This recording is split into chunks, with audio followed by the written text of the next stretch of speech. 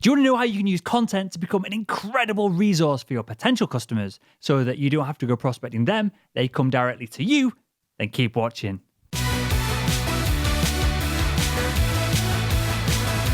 Hello, Sales Nation, and welcome to today's episode of the Salesman Podcast. On today's show, we have the legend that is Koka Sexton. He is the global industry principal of social selling over at Hootsuite. He is known as the godfather of social selling, and we're diving into social selling today, diving into content today, and how you can become a real valuable resource for your potential customers. And so, with all that said, let's jump in to today's episode. Koka, welcome to the Salesman Podcast. Thank you for having me, Will. It's been a long time since I first found out about you, and I've been waiting to be a guest on this. Cheers, man. I appreciate that. I'm glad to have you on. I appreciate San Francisco, you come and shaking my hand, so I appreciate that. But it has been a while since even that event, so we should do this more often, mate. Because today we're going to talk about social selling. We're going to talk about a whole bunch of subjects, but the premise of the show is becoming a genuine resource for our buyers. So before we jump into the how, I guess we start with the what. Do you have any definitions or any, I guess, templates of what being a resource actually is for buyers? Because seemingly it could be one of a million things. Yeah, I mean, I think when you talk about being a resource for your buyer, it brings in it begs a few other questions. First of which, you have to understand your buyer. So you need to know what matters to them and understand the things that they're already reading, the things that they're already consuming. So listening is probably the key component to all of this. You have to be able to listen and understand and then kind of pivot off of what your buyers are already spending time consuming and then produce that type of content for them. When it becomes moving down the line, when it comes to actually being the resource, I believe one of the pillars or one of the fundamental pieces of my social selling methodology is that content is the fuel for social selling. And so content is much different than collateral. And I define the two differently, specifically that collateral is all about, my company. It's my white papers, it's my data sheets, it's my product information. Whereas content shouldn't really fill that gap.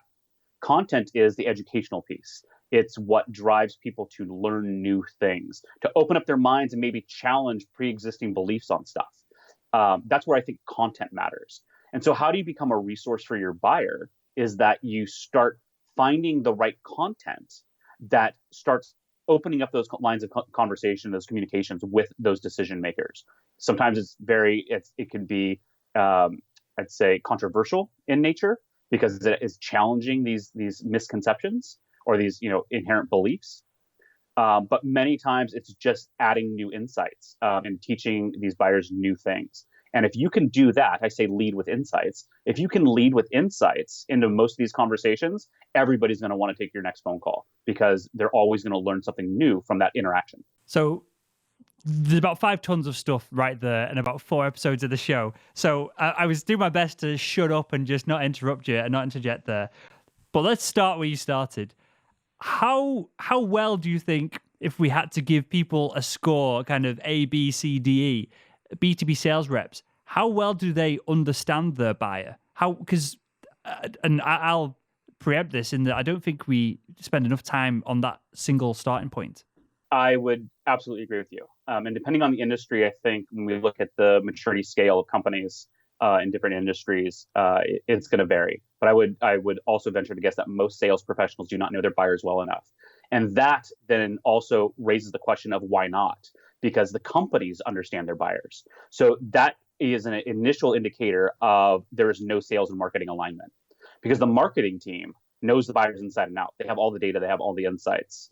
Why isn't that information then being somehow transferred to the sales organization so the salespeople know who the personas are that they're going after, what are the sub-personas of these individuals, and all of the other kind of insights they have about the industry and where things are going, so they understand that buyers' methods and potential buying opportunities that are coming up. So we'll get into content for sure. That's clearly going to be the crux of this conversation. But when you say the company knows them, if we're going down a filter, I guess the company knows, the marketing team knows, then they have the personas, then they have the sub-personas. Where should we start as if we're going to start either creating or curating content to add value to be a resource for our potential buyers? Are we looking at one-to-one interactions and creating content for individuals as salespeople, or are we looking to curate content for a kind of like a persona level of individual? And I guess to add more context for me in medical devices, is this I'm creating content for Dr. John down the road, or am I creating content for the urologists who live within a geographic area?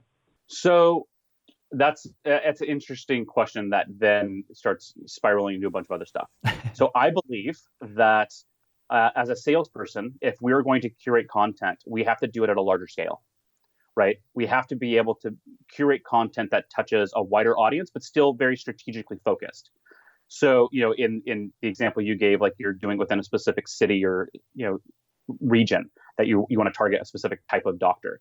Now, that being said, you should know a handful of those doctors intimately. You should know exactly what they do throughout the day, what their hours are like, what kind of patients do they see. You should know very specific things about the business. And the only way to do that is by meeting some of these doctors. And so great companies are building campaigns around a specific industry or a specific type of doctor in this example. But it's also the responsibility of that marketing team or, maybe insights from the sales organization to say, here's the individual details that fit within those personas so that as they're curating content, they know exactly who that should be going to. So that's the broad scheme. As sales professionals, we have to know how to then pivot that content and give it and deliver it to a single person in many ways also. But it's a blend. Social selling is about being that resource and sharing this information to a wider audience, but you have to know, and most salespeople already should know how to do this if they're good, how to then structure this really down to a conversation with just one person and why I shared this thing and why it matters to you. Whereas most marketing teams are saying, this is enough. We're giving you the air cover. So when you start having the conversations, you as a sales professional should know how to get granular to that one individual. So the layer that we're adding as sales professionals is choosing the right content for the right person and then telling, I guess there's value in this, of telling them why that piece of content is specific to them versus we are reverse engineering all the marketing's hard work and going just one-on-one. It may work for super high value. But that doesn't scale, trying to do, find one piece of content and then delivering it to each individual. I mean, that's why, marketing teams have marketing automation platforms and why salespeople in some ways are now getting the sales tech stack, expanding, and they're building, like SalesLoft, for example, or Serious Insights, where they have the ability to send cadenced out emails to individuals that are coming from generalized content, but then personalized the email channels to that one person. Got it. Okay, so how do we know? And this is a crux question here. This is what separates the spammers from the people who are really crushing it by putting all this into practice. How do we know whether our content is educational, whether it's controversial but I guess useful, and whether the insights are actually insightful that we're passing on? So it based on, I would guess, engagement. I mean, this is one of the things that the marketing team should already have insights into.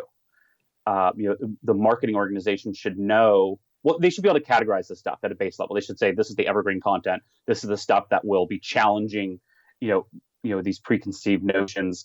And here's the stuff that is really just insightful and adding value. The measurement of that is how is it being adopted? How is it being consumed by your audience? If you put something out there and you build a campaign and nobody's actually interacting with it and liking it and sharing it and commenting on it and adding those other layers, it's falling flat somewhere. And so you need to figure that out. What I find with salespeople, because marketing is again doing this on a very large level, and then they're aggregating data based on their social listening or other platforms they have in place. Whereas salespeople, they're having these one-to-one conversations with these buyers, and they can say, "Hey, did you see that that latest research report that we sent off to you? It had some really good stuff about your industry and specifically maybe even some of your competitors that were mentioned in this." And you'll have some very honest conversations sometimes. They're like, "Oh yeah, I read that. Like we knew that things like 5 years ago."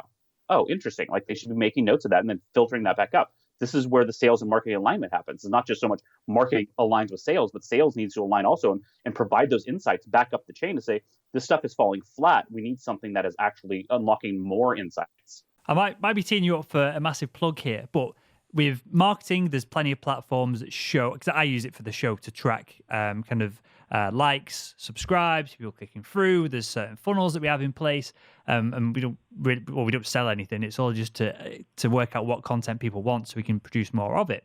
But for salespeople who are having these conversations, so this might not be a case of when they put a piece of I put a new urology report out and one urologist likes it on LinkedIn, but then perhaps I've had 2 or 3 messages about that, or perhaps on the rounds as I'm going around in the theaters, someone said something about it. Someone thanked me for it. It was sent to someone else who then emailed me. So it's all over the place. Is there any way to track some of this so that the salespeople know what they should or shouldn't be sharing, and whether there's a point to sharing any of it in the first place?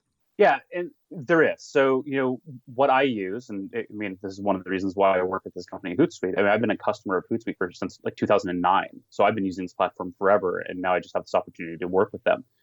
But that's how I use the platform. So I have specific streams set up in my dashboard. One for identifying new content based on keywords or RSS feeds that I have set in place. But in many cases, what I'll also do is I will take the link for the landing page for a piece of research that the company is producing, and I'll run a search within Twitter just for that link.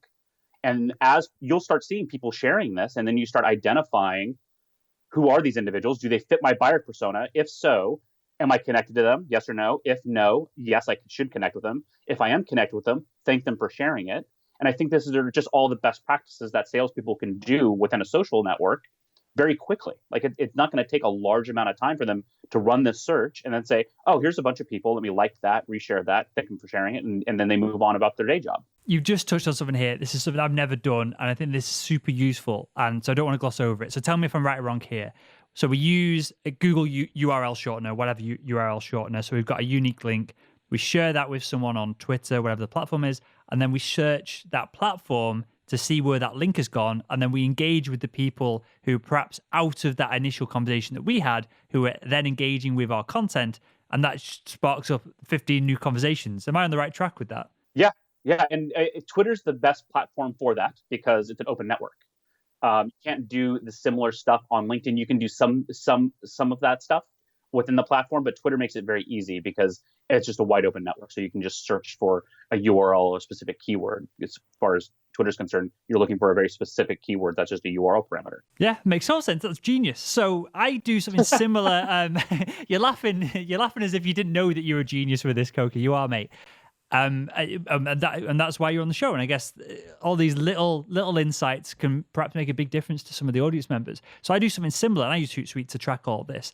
And I use the hashtag SalesNation whenever I post about the podcast. The audience now, even if they don't tag me in the conversations, even if they not connect with me on LinkedIn, which you should be, SalesNation, they use that hashtag as well whenever they're talking about the show. So then I can find out their posts, even when they're not connected. And it's interesting to see some of the sales experts when they are talking about me, and again, they haven't linked stuff, they'll use that hashtag SalesNation because they want their comment to be in front of my audience. So there's multiple dynamics to this, and clearly the podcast is a bigger audience than perhaps what salespeople need to crush their target. So the dynamic's slightly different there. But having a hashtag alongside a unique URL gives you, I guess, double the amount of trackability there without doing anything weird. It's not like you're asking people to opt in on the content before then you give it to them. So then you've got their email address and you're going to assume that they want to talk to you. I guess on Twitter is the best place for it because you can just jump into a conversation. There's no, if you're on Twitter and you're sharing stuff, you are without question open to having a conversation, right? That's what the whole platform is about. When I talk to sales organizations, from the digital natives to what I call the non-digital natives, the baby boomers, the people who have been in sales for 30 plus years, and I explain to them this idea of tracking hashtags and how that matters and why you should be looking at these conversations.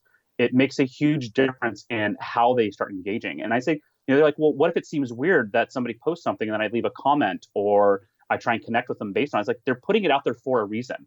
People are on social to be social. And if they're sharing this content, why do you share it? You want to see that engagement. When I share things, I like to see the engagement. It's universal. That's why they're putting that piece out there. So the best thing you can do, the nicest thing you can do, is actually engage with it. And by doing that, you start building social capital with those individuals. And if you build enough social capital over time, you can then make your withdrawal by asking for their time, trying to sell them something, whatever that may be. You have to build that social capital, and that is the best way to do it, by engaging with these individuals and the content they're sharing. So you've took us to the next step here, Koka, perhaps. How do we know when we have been a resource and when we continue to be one, but how do we know when we've invested enough into the bank that it's now time to make a withdrawal? Is this a gut feeling? Is this something that can be measured and algorithmic? I'm not even going to attempt that word. We can use algorithms to suss it out and give us a ping when it's ready, when we've built enough rapport with someone through social. Is it a gut feeling, or is this something that we can use math behind to find out when we make that ask? One of my other sayings, this is a nice little soundbite, is that you should always add value in excess of whatever you are asking for in return. And when I bring this up to sales professionals, I kind of get a question look like, what does that mean? It sounds very fluffy. Add value in excess of whatever you're asking for in return. And I say this: anybody who has been in sales has had the pricing conversation where a buyer has said, whoa, hold on, maybe it's sticker shock, maybe it's something along those lines where you give them a proposal and it's a $40,000 product, $50,000 product, whatever it may be. And they look at it and say, oh, wait, hold on, that's really expensive. Immediately, what that should tell a salesperson is that they do not see the value in whatever it is you're selling. If the buyer is somehow already envisioning some ROI or some cost savings or whatever that is 3, 4, 10x what you're actually selling it for, what are the chances of them buying that? It's a no-brainer. They're going to be throwing money at you, right? So that's adding value in excess of whatever you are asking for in return. Most sales professionals understand that dynamic. The same is true in all aspects of life. With decision makers, with C-level executives, with doctors in your case, they're busy. They're running around all day long. Their time is their most precious commodity. So how are you investing in them enough time so that when you ask for that 30 minutes, that hour, whatever that may be, to get on a phone call, come into their office, where they're going to say, you know what? An hour with this guy is going to be like spending a week of my own research. That is adding value in excess. You want to get to a point where when you ask for that meeting, they are saying, heck yes, I will clear my calendar tomorrow to get you in here if that's the only time you have available. If you can get to that dynamic, again, that's an extreme, that is a huge win because you've already added value. That social currency is maxed out or getting maxed out. So how do you know when you've done this? You know this based on their interactions and based on their behaviors. If you are sharing content on a regular basis, even if you're engaging with that person online, if they're engaging back with you in a reciprocal manner, where you're sharing stuff, they're liking you, retweeting you, leaving comments on your updates, you're doing the same thing, and you do this, for a few iterations, I'd say, 4 or 5 times, you should feel confident reaching out to that guy and say, hey, you know what, or the lady, and say, you know what, I would love to get on the call with you for 30 minutes. Or do you think it would make sense? I would like to hear your insights or your inputs on these other topics that you've been engaging with. You make the barrier of entry for that initial phone call so low that it's a no-brainer for that individual. You're not trying to pitch them anything. You're not, you can explicitly tell them, I don't want to sell you anything. I just want to get on a phone call and hear more about what you do in your company. Because you have an interesting, your title is interesting, you work in an interesting company. I would just like to know what that looks like. That then breaks down all the walls and any defenses they have, because they're going to just have a general conversation with somebody who they have already been interacting with in a positive way online. So yeah, they will find that time. It may not be for a week because of their busy schedule, but that's what we have to deal with. So you schedule the time and you say, okay, let's get on a phone call. And again, you position it as I'm not here to sell you anything. I really just want to understand or get to know your industry or you better. And that is what that initial phone call is all about. There is got to be some also conversation around, at some point as a buyer, you may be interested in this. So if you ever have any questions, I'm your resource for this. It goes back to that conversation of being a resource. You want to be that ultimate resource. And if you can, I tell salespeople this all the time, that if you can become the ultimate resource in your industry about a specific topic, you are going to be a cash cow anywhere you go, because everybody's going to follow you. And this is what I found in my own career.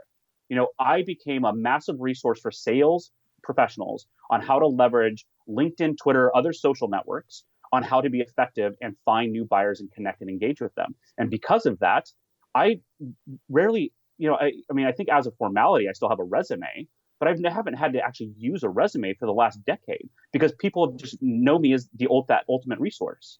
And when I was in sales, people were coming to me. I created my own inbound funnels because everybody was like, so my background in sales, I started in the disaster recovery backup software, totally unsexy industry, it was a commodity in most cases. But my goal was to become this ultimate resource in the backup industry. So I just started sharing content day after day around best practices and ways to do, mirroring these backups and how to do offsite backups and what that rotation looks like.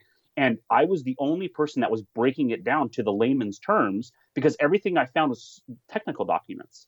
And most individuals, maybe as a CIO or something like that, like you want the technical stuff, but that's heavy reading. You want to break the stuff down so that anybody can understand it. And that's what I started doing.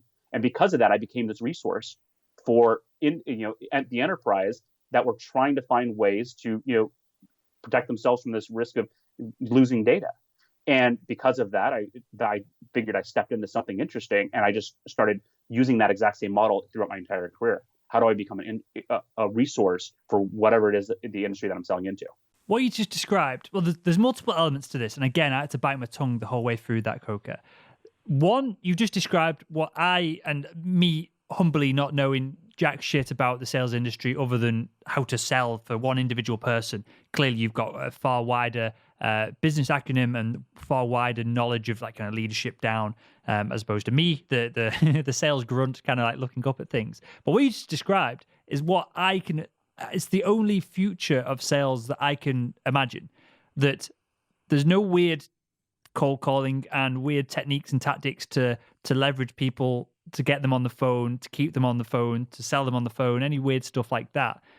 Because people just won't give out the phone numbers, or phone numbers won't exist. You will just have a mobile device that will be a LinkedIn number on there and a Facebook number on there, something along those lines, a business number and or a business account and a Facebook account. So it's interesting that everything that you've just described there is what we literally preach on the show week in, week out. So there's that element. There's the element of you becoming the cash cow, to use your words, building your personal brand. And this obviously offsets then the initial huge amount of time and investment it takes to build your personal brand, of when you can take customers from job to job, and why you don't need a resume because you're getting employed because of your social influence within an industry versus not you personally, but potentially even someone's skill set. It's the reach that they've got, and it's that engagement that they've got, and it's the ability to get in front of people. So we'll touch on that in a second, because that is devil's advocate of, I can't do all this stuff, I've not got time. So we'll come on to that in a second. I love that argument. Yeah, and I don't know the data on it. I don't know how long it takes. I don't know how long you have to invest into it. I know for me with the show, this is like 2.5 years now, and I'm now getting offered speaking gigs, all kinds of stuff that I've got no interest in doing. And there's the cash cow element of it starting to move along nicely now. And we can perhaps touch on that in a second as well. But then the other thing, as I'm looking through my notes here, which was I don't want to gloss over, was through the content that's being put out, do we need to position ourselves as an expert specifically? Or is it okay just to put out content? Because I used to do in medical devices what you just described then, of taking these super dull German engineering specification marketing leaflets that we'd get for these endoscopes and these elements for these optical elements for doing keyhole surgery. And I would pull the picture off.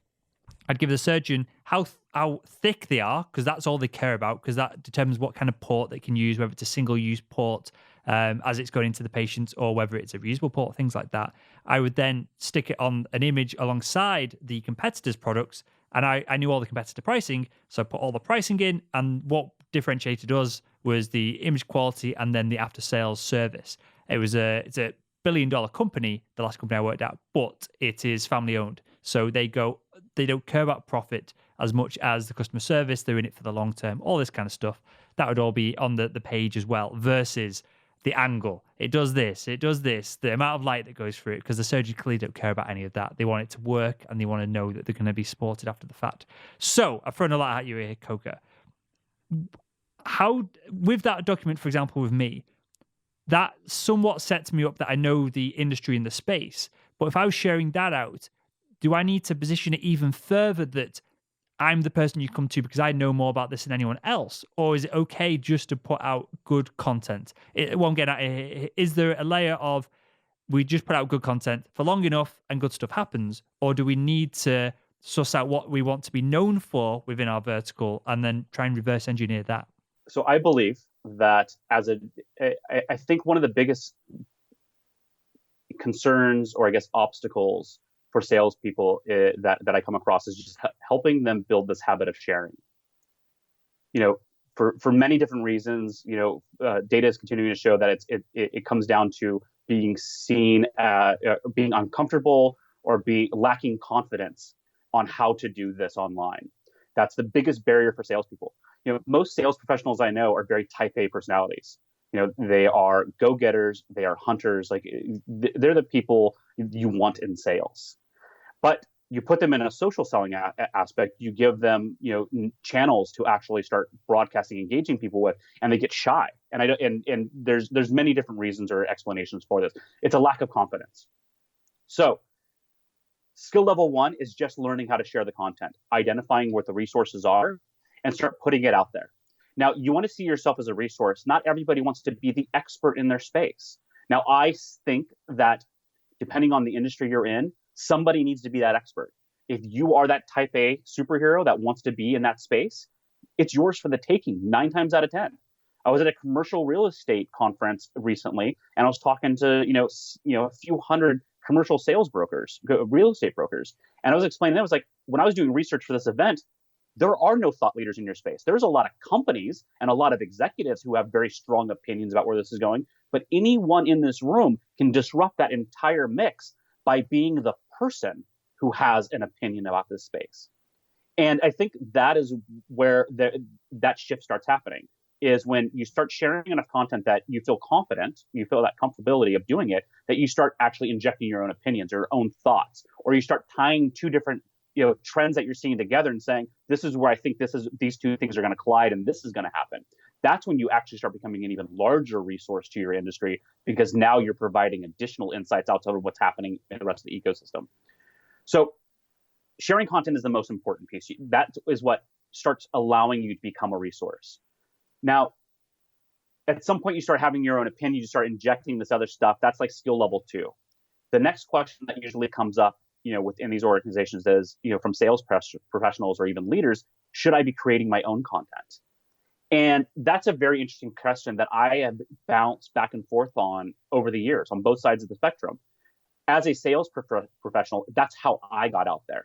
The content that was being produced was boring and wasn't interesting, and it wasn't interesting to me. So I had to start creating my own content.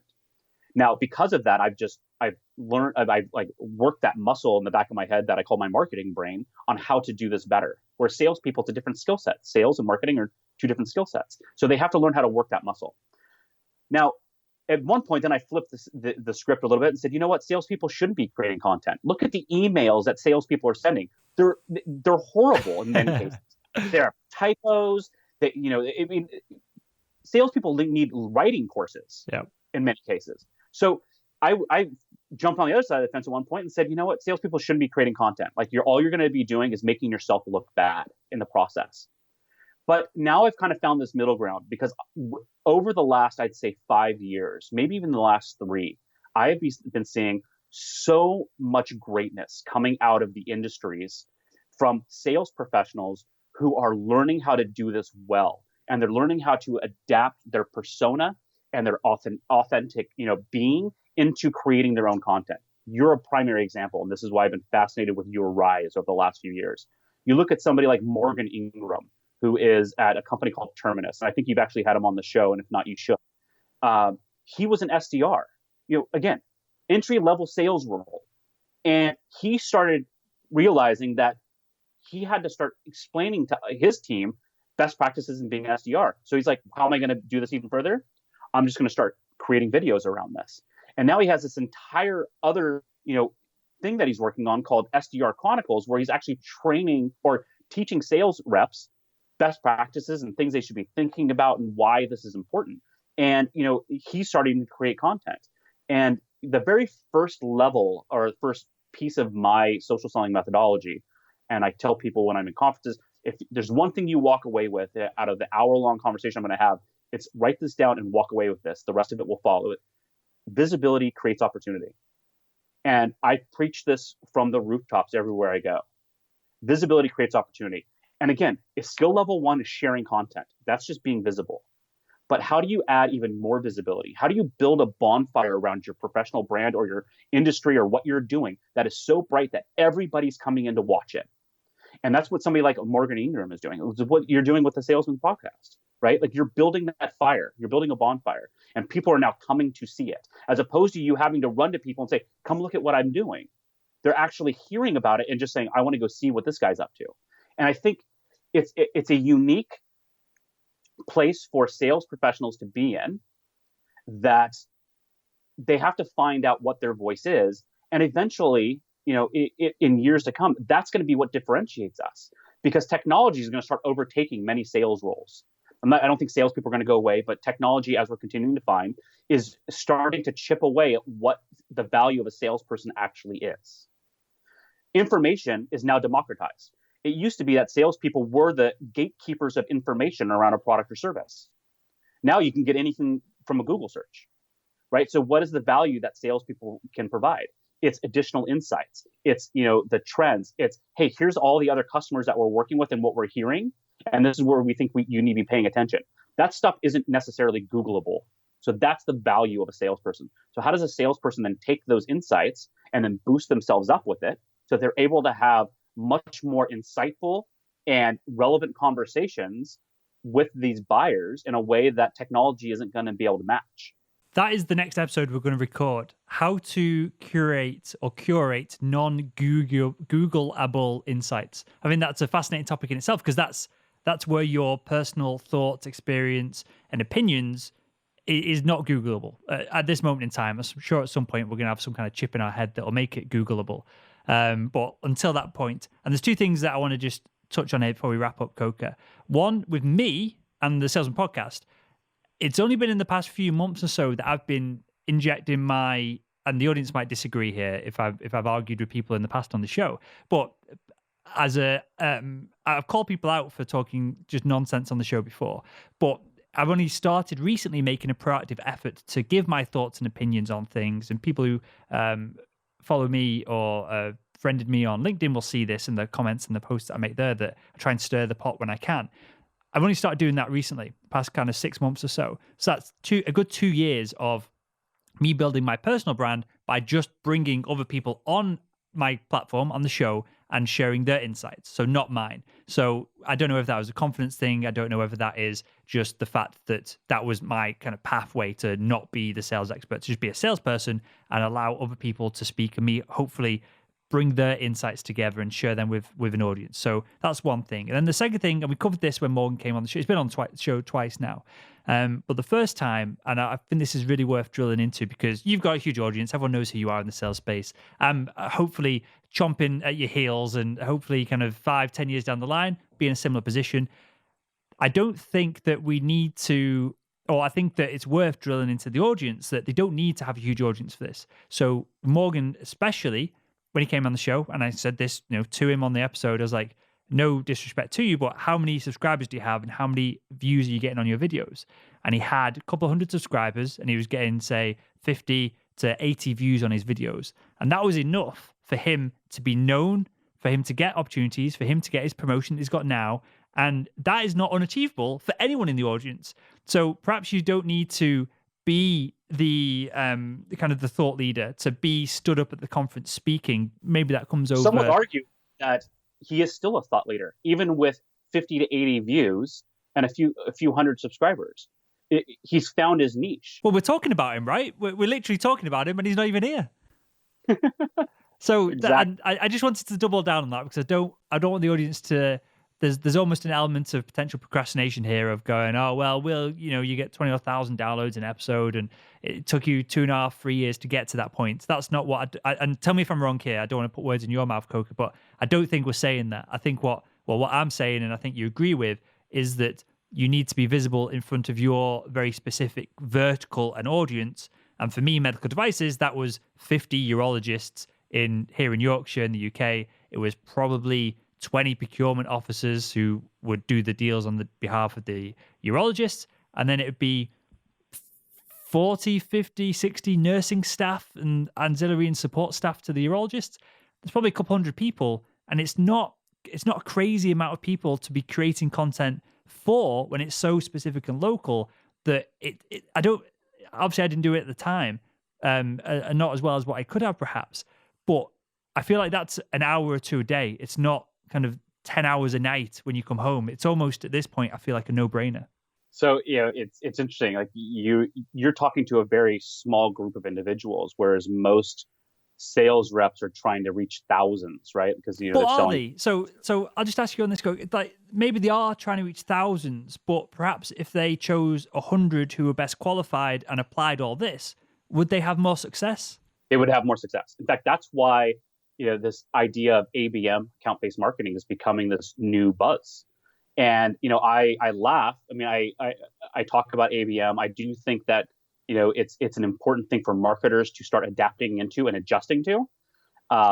It's part of that evolution of the marketing. But at the same time, I laugh and I chuckle whenever I talk about it, because this isn't new to salespeople. Sales professionals have been account-based since as far back as I remember, and probably even before that. Marketers are just finally catching on. Like, this is a better way of doing business, right? Yeah. So now, when you are adapting to an ABM model approach, this is the best time to start building that sales and marketing alignment, and definitely start adding in those social layers, because any ABM approach from a marketing standpoint is going to incorporate social also. So why not marry that into your sales team?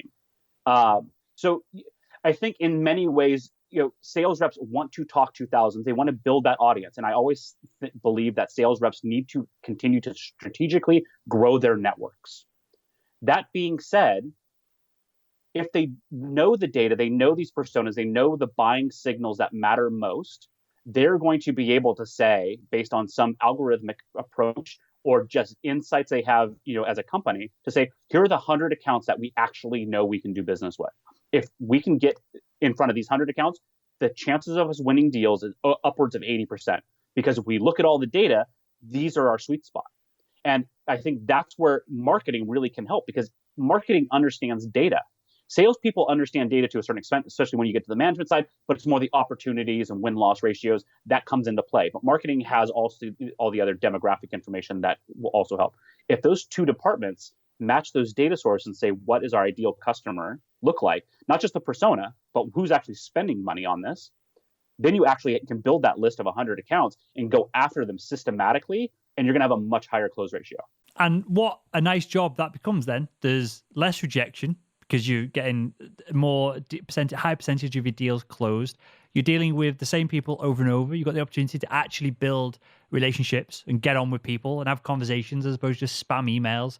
And hopefully, and clearly for this to work, it has to be perhaps a higher value sale. You're probably earning more money from it as well. So that's probably a kick in the ass for the audience of, if you're in a role where you can't just focus on 100 accounts or whatever, the numbers are arbitrary, but a smaller number of accounts, that role is probably under threat from AI, under threat from auto dialers, under threat from bots and all kinds of other things as well. So that's a kick in the ass to move to a role where you can focus and leverage what salespeople do best, which is build these relationships and add insights. And with that, Koka, there's about 5 things there on my list that we've not got time to dive into. One of which was I really wanted to get into, and we'll start the show with this perhaps next time around, of how long does it take to implement all this. And obviously the devil's advocate side of this, it takes too much time up front. I've got not got enough time to close deals as it is. So we'll get into all that next time around, mate. But I've got one final question to ask everyone that comes on the show. And that is, if you could go back in time and speak to your younger self, what would be the one piece of advice you'd give him to help him become better at selling? I would say the best piece of advice I would give my younger self is to really know your buyer. When I was in sales, I really focused on knowing my product, because that was what stood me apart. I knew my product inside and out better than any of the salespeople, because the salespeople relied on sales engineers or some other department to actually do the nuts and bolts stuff. So I think that, there's a marriage between the two. What I lacked was understanding my buyer. So I knew my product really well, but I didn't understand actually what they needed. So the more you can understand your buyer, put yourself in your buyer's shoes and ask yourself, would you be willing to buy this if you were in that position? That should definitely allow you to have more confidence going to that deal. That leads me into the most important part of what I would tell my younger self is this: build your confidence, find those wins, celebrate the easy wins, celebrate the minimal tasks as well, because confidence builds on itself. And the more confident you are as a sales professional moving into a new customer, that confidence is going to project itself. And I see this time and time again now, being on the opposite side of the table where people are trying to sell me something. And you can tell, like, you can see it in their eyes. They're not really convinced of the words they're actually telling you about their own product or service. And buyers can see that and they can sense it. And that is, it's this weird, like, animalistic, mentality where you see that and you're like, wait, hold on, there's something fishy here. If this guy isn't even confident about what he's selling me, why would I even be interested in this? So, build your confidence, know your product, and know your buyer. Love it. You've just given us the quote that'll go on the quote card of this episode of ask yourself, would you buy this? And it's going to have your face next to it in that quote. So I look forward to sharing that with you. And with that, Koka, tell us a little bit. We touched on it. Tell us a little bit about Hootsuite, and then tell us where we can find out more about you as well, sir. Of course. Yeah. So Hootsuite is the world's largest social media management platform. I think we've got over 15 million customers around the world. We have products that were specifically originally designed for social marketing, social customer service, but we have a large cohort of individuals that are using our platform as a sales tool as well. And so we've got a product called Hootsuite Amplify that aggregates your accounts and allows you to share content easily. That's content amplification. If you want to contact me, I am very open on my networks. LinkedIn, Twitter. I've got a Facebook page that people comment on. I'm very easy to find. I've got a very unique name, Koka Sexton, and that is my profile name across, the rest of the globe. Love it. Well, I'll link to all that in the show notes to this episode over at salesmanpodcast.com. And with that, Koka, I want to thank you for your time. I want to thank you for throwing up just as many questions that I want to dive into as what we answered. So I appreciate that, mate, because there'll definitely be a follow-up. And I want to thank you for joining us on the Salesman Podcast. No, thank you for having me, Will. Appreciate it. To all of the Sales Nation.